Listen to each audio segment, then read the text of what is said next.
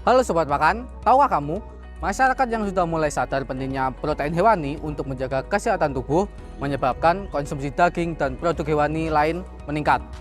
Jumlah ternak sapi di daerah istimewa Yogyakarta mengalami fluktuasi selama 5 tahun terakhir untuk memenuhi kebutuhan masyarakat. Berdasarkan data dari BPS, populasi ternak sapi pada tahun 2017 sebesar 309.960 ekor dan tahun 2021 sebesar 312.135 ekor.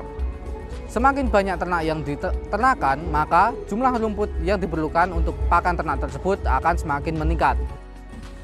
Pakan pada ternak terdiri dari dua bagian. Yang pertama ada bagian pakan hijauan, yang kedua ada pakan konsentrat. 90% pakan pada ternak ruminansia berupa hijauan yang diberikan sekitar 10 hingga 15% per bobot berat badan. Sedangkan pakan konsentrat merupakan pakan tambahan yang digunakan sebagai sumber energi dan sebagai berprotein. Penelitian Nugroho dan kawan-kawan tahun 2020 menyatakan Gunung Kidul menjadi salah satu wilayah dengan intensitas kekeringan tinggi yang diakibatkan oleh struktur geologis tanah berupa karst. Hal ini membuat sebagian besar peternak di Gunung Kidul terpaksa membeli pakan dari pihak ketiga. Pembelian pakan ternak ini memunculkan kos baru bagi para peternak.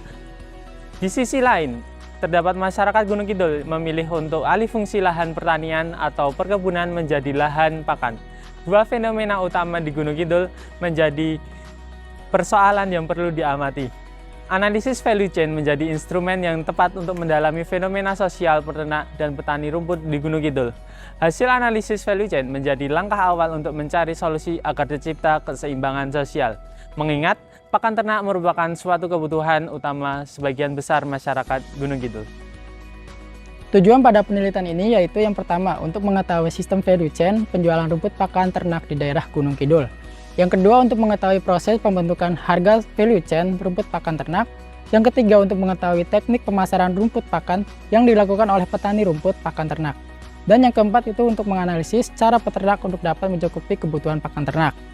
Nah, untuk kedepannya kita akan melakukan in-depth interview terhadap masyarakat, khususnya peternak dan juga petani pakan di The Wood, Gunung Kidul. Sekian, ikuti terus perjalanan Suket Gunung Kidul. Keseimbangan Sosial, Pilar masyarakat, sejahtera.